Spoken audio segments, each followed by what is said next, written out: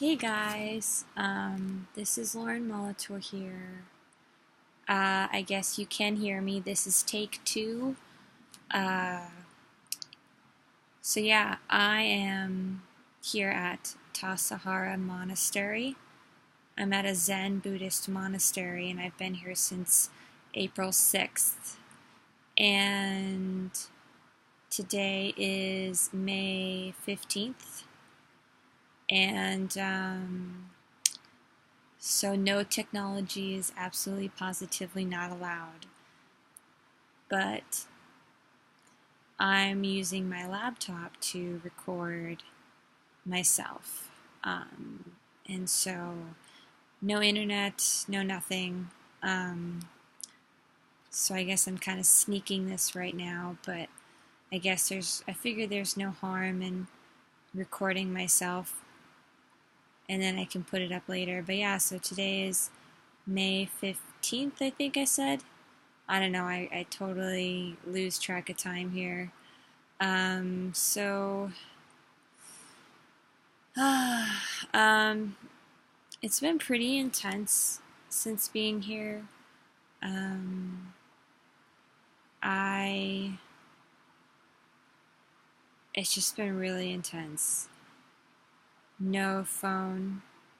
I have there's like a phone booth where we can go make calls to people when we want sometimes, but everybody fights over it, so you don't really get to make a lot of calls.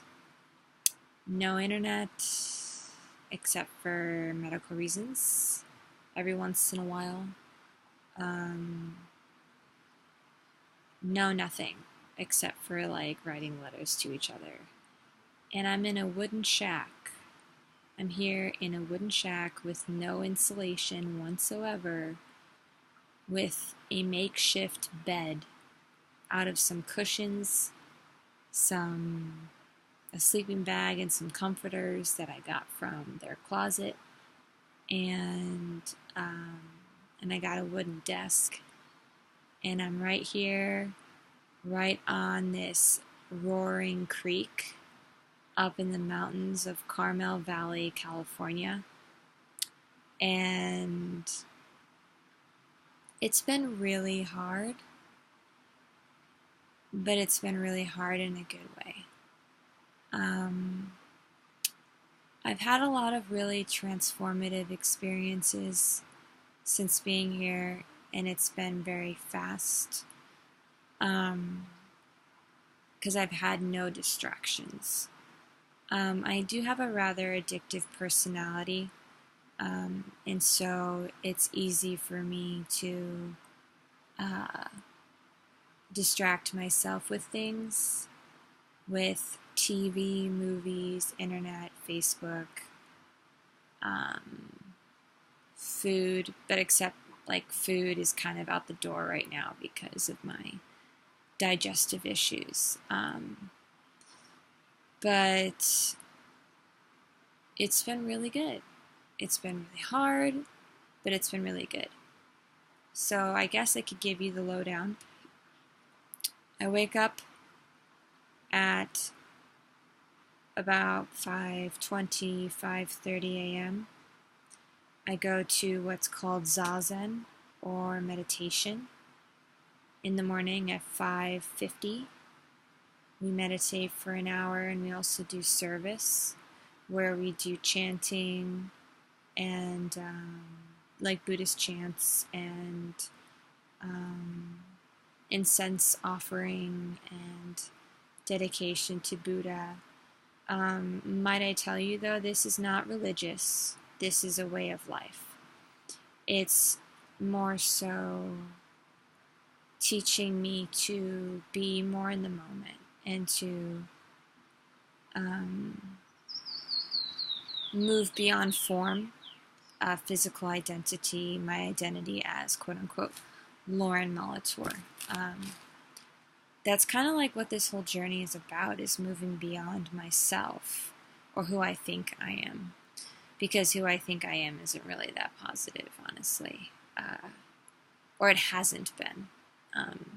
I've held my back. I've held myself back in a lot of ways. I've really been wrapping my mind, or rather my awareness around that. My mind has a tendency to go off into fantasy about my dreams. I fantasize about my dreams, but taking constructive action towards them has always been a struggle, like something's holding me back. And that's why I'm on this huge journey. I want to not be myself, or I want to not be who I've thought I've been. And that's only come from my environment. Who I really am, most people do not know, because she's inside of me, and I see her all the time. I know who she is, and she's fucking epic and amazing, and it's really hard living with yourself inside of you and no one sees who you really are, because your entire life you've been unseen. You've been quiet. You've been hiding because you've been afraid. I mean, just really quickly, I can just say briefly, I was a foster kid, and then I was adopted, and pretty much my entire life I've suffered from, I don't want to say just feeling, actually being unseen. People have never known who I really was. People have never seen who I really am. And even when I was with my family, I was never seen. They would have conversations, and I would go to interject, or I would rather go to talk with them, and it was as if I said nothing. And when I go back to Illinois, I go back to that little girl to them. They don't even see who I really am. They just see who they think I am. And that's okay. It's a part of the learning experience for me. It's a part of a learning experience for me to be around people who really see me for who I really am, or rather who are there for me and want to listen to my lightness and my darkness. And I've gotten that through support groups, and that's been awesome. And so I've been doing a lot of work since I've been here.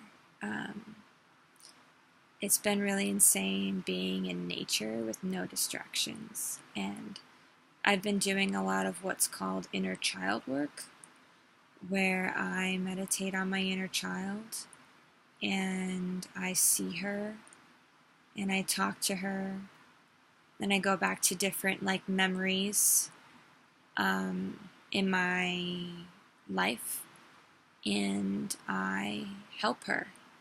I see her, I talk to her, I save her, I take her to a safe place, and it's really cool. It's like I've had so much grieving to do. Like I've been crying a lot and remembering a lot and trusting myself a lot. I've been having a lot of visions. It's funny because I was like, oh, well, am I just making it up? But I actually met this psychologist here. Unfortunately, he left a few days ago, and I'm very sad about that. But he was really cool.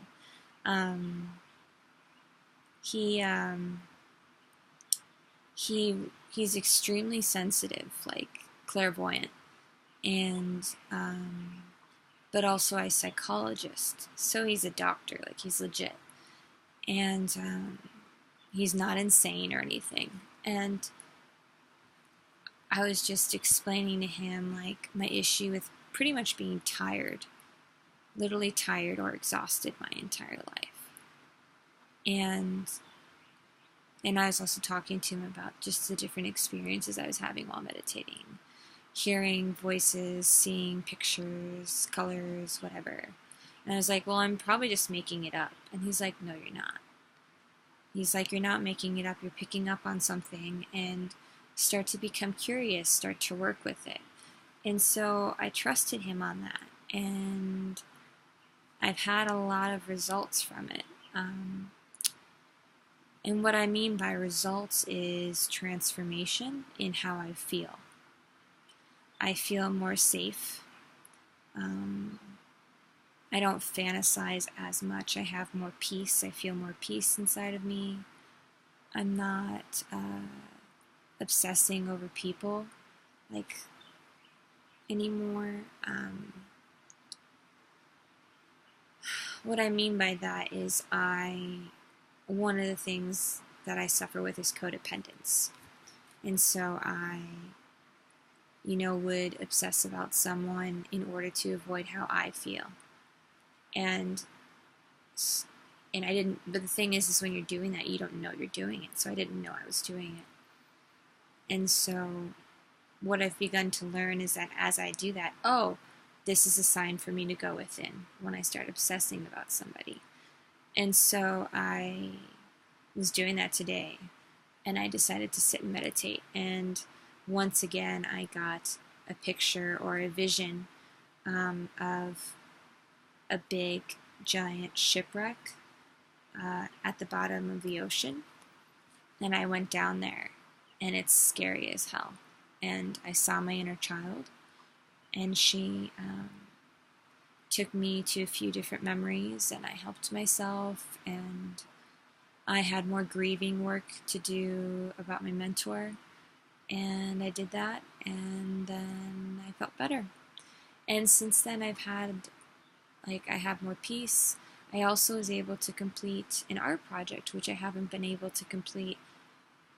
I haven't been able to do art for like a really long time.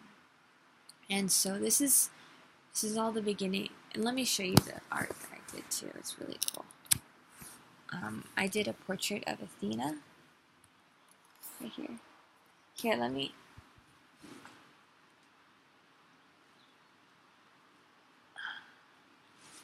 Here.